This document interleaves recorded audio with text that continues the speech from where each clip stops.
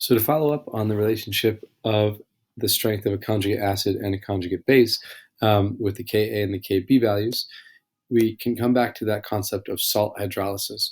So if you think of an acid-base reaction, if you react a strong acid and a strong base, both of them have conjugates that are so weak they are considered to be neutral. So for example, when you have a strong base like NaOH, its conjugate acid, it would be Na+. And Na+ is such a weak acid that it's considered a neutral acid, or a neutral cation. It's not acidic at all. And HCl is such a strong acid that the Cl- ion is considered to be a neutral anion.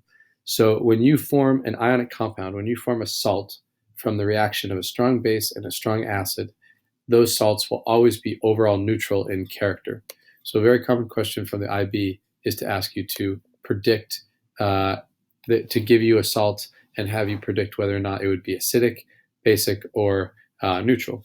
And so salts like NaCl, NaNO3, Na2SO4, could be any of these ions like this. The list goes on. Any cation from this column and anion from this column, that the salt that they produce will always be neutral, because those ions, neither one of those ions can hydrolyze water. It can rip water apart, and therefore they have no effect on water and they have no effect on the pH. So when you have salt solutions, they should be right around 7 if they are made from these anions only. If you think of one made from a weak acid and a strong base, well, a strong base, again, gives you that same neutral cation. It has no acid-base character. But a weak acid will give you an anion that has a little bit of basic character. Remember, not a strong basic character, but at least a little bit of basic character, enough to affect the pH.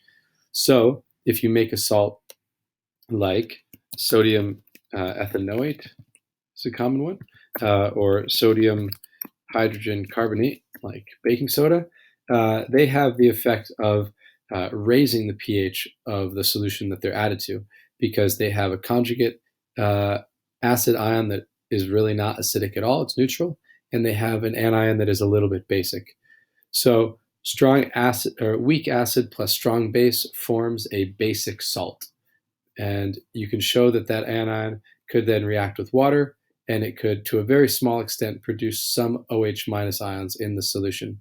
So the water is getting hydrolyzed, the water is getting ripped apart as the conjugate base accepts protons from it. You produce some weak acid molecules, and you create some OH- ions, which raises the pH. And so exactly what the pH would be could be determined from the pKb value. And you can figure out what the pKb value would be because you know the pKa of the acid that it came from. In this case, if it was the ethanoate ion, you would know that the pKa was 4.76 from ethanoic acid. 14 minus 4.76 would give you the pKb of 9.24. Although you're not supposed to have to do any calculations with salt hydrolysis on the IB exam, only merely predicting whether or not salts will have acidic or basic character. So it's not really the correct explanation of it, but I think it's kind of a simple way to remember. If you think of a weak acid coming up against a strong base, in a way, think of it as the basic character is stronger, and therefore in the products, in the salt that they produce, that salt will have a basic character to it because the base was the stronger component in the reaction. So if we take that message, what I just said for the basic salts, if you have a strong acid and a weak base reacting, then remember that the acid character is going to carry through and you're going to end up with an acidic salt. And that's really because the weak bases will accept protons and turn into cations that have a little bit of an acidic nature to them, whereas the strong acids will give you anions that have no basic character to them at all. They're totally neutral. And therefore combined, they're a little bit acidic. So like ammonium chloride is an acidic salt. Ammonium nitrate is an acidic salt because they're formed from weak bases and strong acids. There's also going to be acidic salts, which are a little bit more confusing or harder to predict. And they come from metal ions like Fe3 plus or Al3 plus or Cu2 plus. And that's because these metal ions are Lewis acids. And so even though they don't have protons, Fe3 plus, if it dissolves into water, it will bind up with a bunch of waters and act like a Lewis acid, accepting electron pairs from those water molecules. And I think I've tried to show how that works below.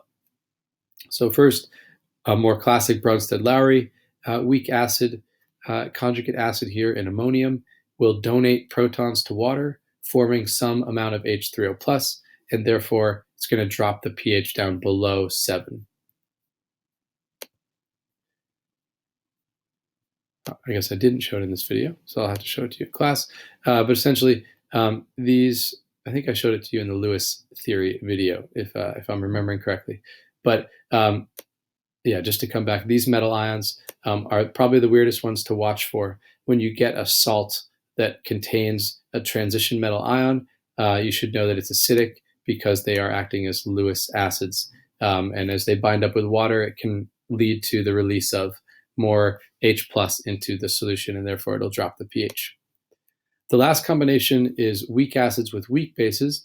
These are, you can't really just know offhand. You'd have to consider both the pKa and the pKb values in which they came from, because in this case, both of the conjugates, both the conjugate acid ion and the conjugate base ion, have some acid-base character to them. And so it's a matter of which is stronger, which conjugate is stronger. If you remember the relationship, the stronger of the two it's going to depend on whichever one was weaker to begin with. I know that's a lot of back and forth, a little bit maybe like the redox topic, but when you're considering two things, like down here, you've got ammonium and methanoate. NH4 plus comes from NH3. That must have been its conjugate acid its conjugate base, because this is now our conjugate acid ion. And here's our basic anion, this methanoate ion. And so what acid produced it? That must have been HCOOH. And so if you looked up in the data booklet, you could compare how does HCOOH compare to NH3 in terms of their pKa's and pKb values. And whichever one has a lower pK value is stronger, and that will lead to having a weaker conjugate. So in this case, if memory serves me, HCOOH has a lower pK value than NH3. So it's a stronger acid than NH3 is a base.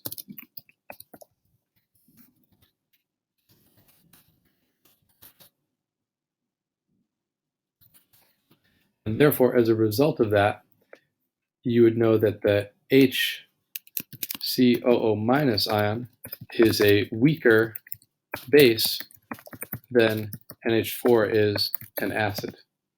And so when you put these two things together, we would predict that this is going to be a very slightly acidic salt, because the NH4 plus is a stronger acid than HCOO minus is a base. It's not a very common question for them to ask you. I think I've seen it once in all my years looking at IB exams. It's pretty complex for you to have to consider all those relationships, but that would be the steps that you would have to walk through. Normally, you're considering other combinations of strong acids and weak acids, strong bases and weak bases. So here are some practice examples. We can do one or two together, and you should try the rest on your own before showing up to class.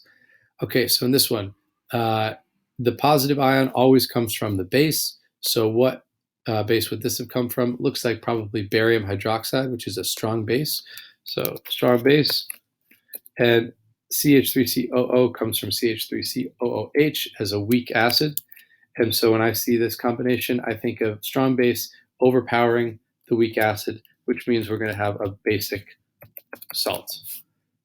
For this one, I would see that the CH3NH3 must come from some sort of an amine, which is a weak base, and the Cl comes from HCl, which is a strong acid, and therefore I know that I'm going to have an acidic salt. And I'll leave the rest for you to try on your own.